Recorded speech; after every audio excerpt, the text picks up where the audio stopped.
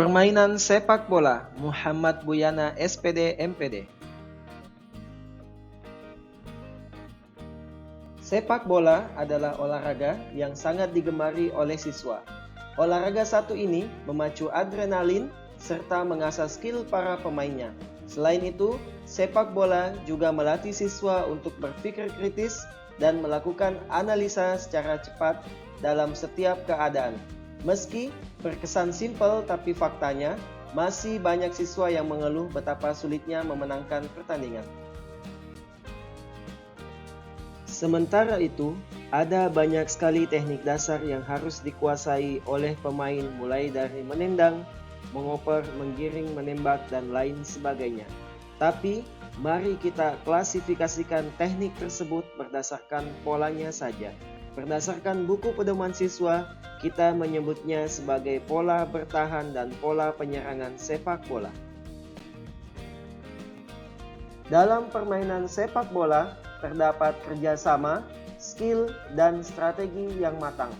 Faktor-faktor tersebut harus ada untuk memenangkan pertandingan sepak bola.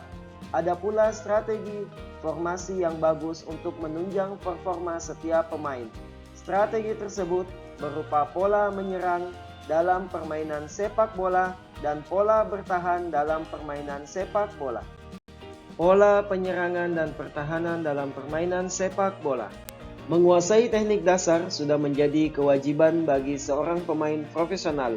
Lewat penguasaan tersebut berpadu dengan strategi akan menciptakan sinergitas yang mantap dalam permainan sepak bola.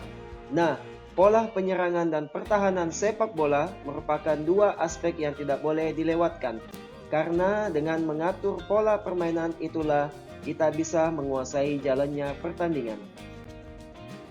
Teknik menyerang maupun teknik bertahan memang harus diperhitungkan secara matang dan terstruktur. Pasalnya, pola penyerangan sepak bola memiliki tujuan untuk mencetak gol sebanyak mungkin atas lawan.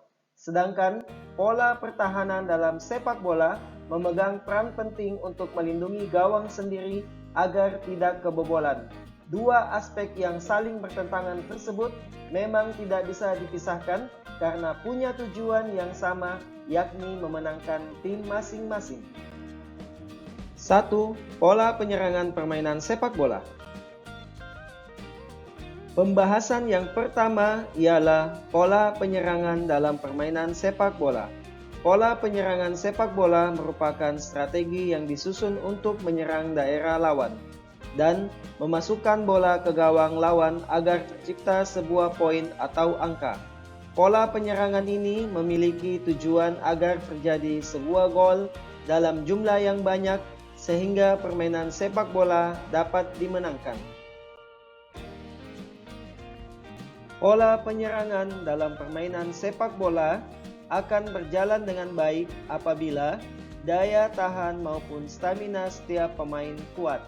Tidak hanya itu saja, ada pula faktor penunjang lain seperti penguasaan teknik, teknik pengontrolan bola, dan kerjasama tim juga ikut mendukung pola penyerangan ini.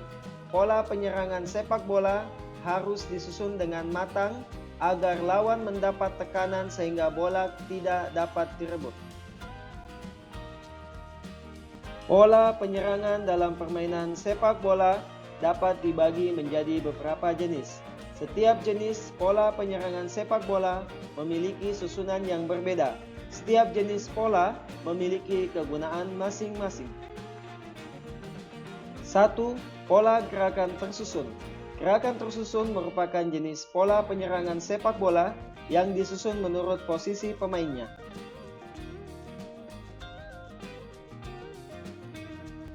Setiap pemain memiliki posisinya masing-masing, sehingga strategi ini dapat disebut free role play.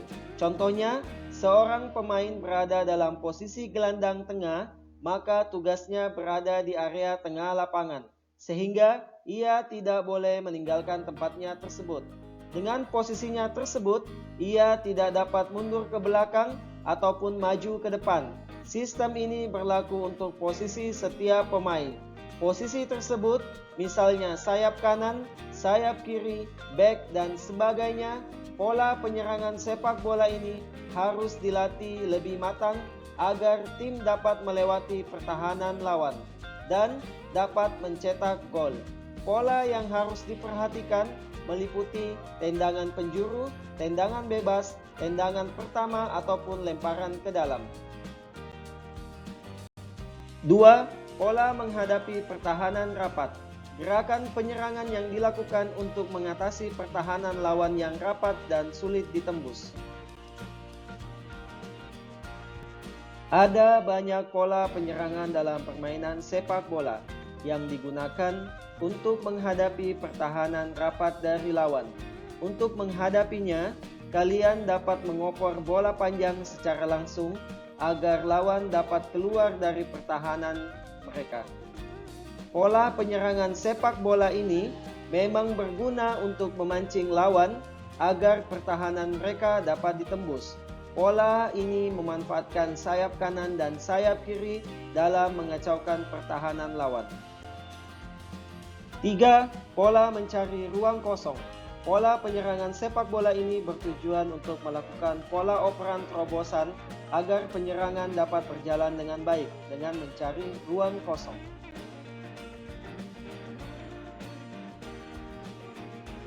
Menyusun pola serangan memerlukan beberapa hal seperti pemain yang membantu serangan tersebut, pemain yang dapat mengatur serangan, pemain yang dapat memancing lawan agar daerah lawan dapat diterobos, dan adanya pemain yang bertugas mencetak gol.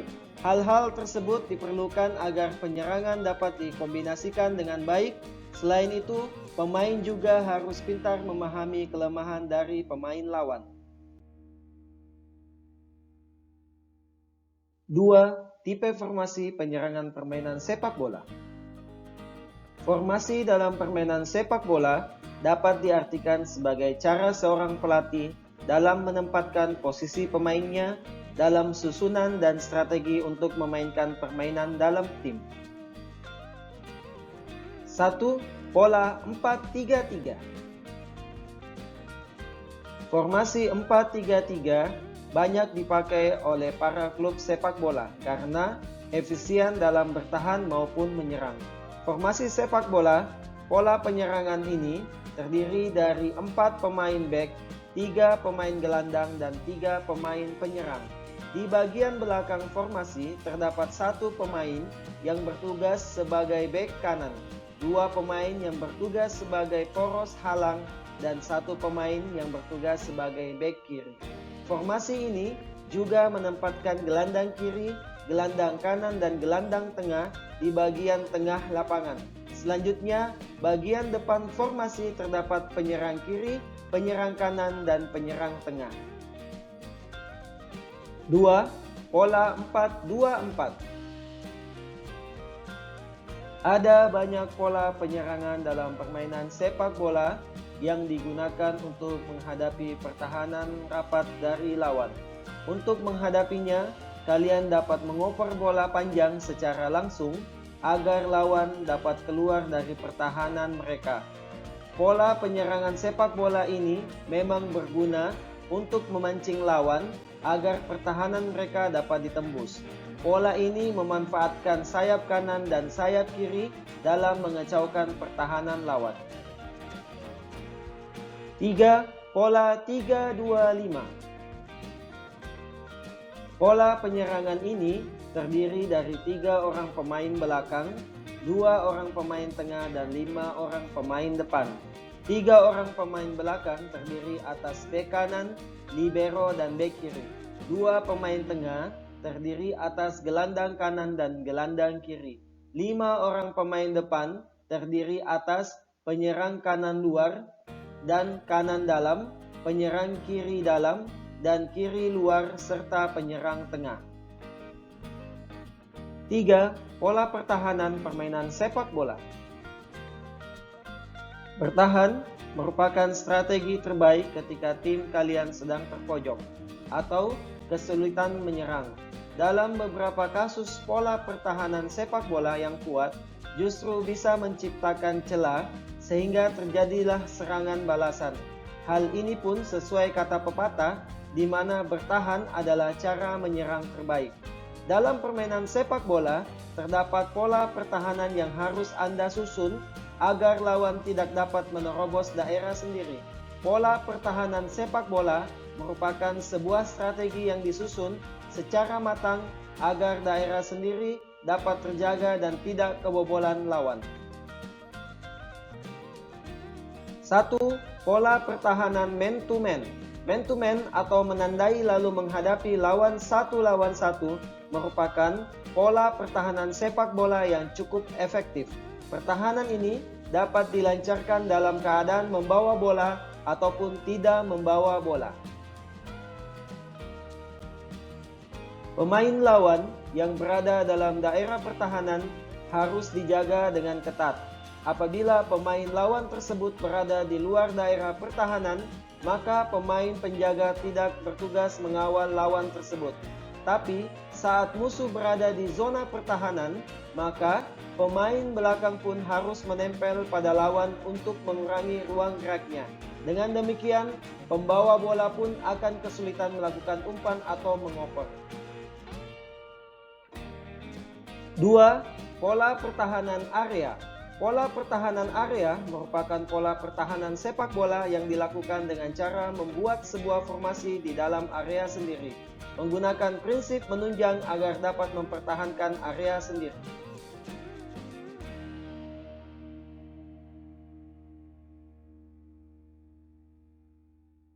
Prinsip pertahanan sepak bola tersebut berupa pengamanan daerah pertahanan dari serangan lawan, membutuhkan kerjasama semua anggota tim, menggunakan pola pertahanan berlapis agar daerah sendiri tidak mudah diterobos, menghambat serangan lawan, menggunakan formasi yang kokoh dan menggunakan pola pertahanan yang mendorong pemain sendiri kembali ke posisi masing-masing. 3. Pola pertahanan kombinasi. Pola pertahanan dalam permainan sepak bola yang memadukan pola man-to-man dengan pola zone marking. Pola ini tergolong strategi yang cukup kompleks dan rumit. Strategi ini dilakukan dengan cara pemain menjaga lawan dan tiba-tiba melakukan gerakan pindah tempat. Namun, tugas penjagaan tersebut diserahkan kepada pemain yang paling dekat dengannya. Pola pertahanan ini memerlukan koordinasi yang baik antara pemain satu dengan pemain lainnya. 4. Tipe formasi pertahanan permainan sepak bola. Pola pertahanan dalam permainan sepak bola bertujuan untuk mempertahankan daerah agar tidak mudah diterobos lawan, menjaga agar gawang tidak kemasukan bola, dan untuk mengambil bola dari pemain lawan. Teknik bertahan tersebut dapat berjalan dengan baik apabila tekanan lawan dapat diminimalisir. Pertahanan dalam sepak bola dapat dibagi menjadi beberapa kategori. 1. Pola 4-4-2. Pola pertahanan ini terdiri atas 4 pemain belakang, 4 pemain tengah, dan 2 pemain depan. Pemain belakang terdiri atas bek kiri, bek kanan, libero, dan stopper. 4 pemain penghubung terdiri atas sayap kanan, gelandang bertahan, gelandang serang, dan gelandang kiri. Adapun pemain depan terdiri atas 2 orang penyerang. 2. Pola 5-4-1. Formasi 5-4-1 yang merupakan formasi andalan para defense pada formasi ini diharuskan selalu dalam kondisi siap untuk melakukan serangan balik. 2 pemain wingback juga bisa maju ketika melakukan serangan balik, dibantu 2 pemain tengah. 2 pemain tengah ini juga bertugas memberi umpan terhadap target man. 3. Pola 5-3-2. Pola permainan ini terdiri atas 2 pemain depan, 3 pemain tengah, dan 5 pemain belakang. 2 pemain depan terdiri atas penyerang kanan dan penyerang kiri. 3 pemain tengah penghubung terdiri atas gelandang kanan, gelandang tengah, dan gelandang kiri. 5 pemain belakang terdiri atas stopper, bek kanan luar, bek kanan dalam, bek kiri luar, dan bek kiri dalam.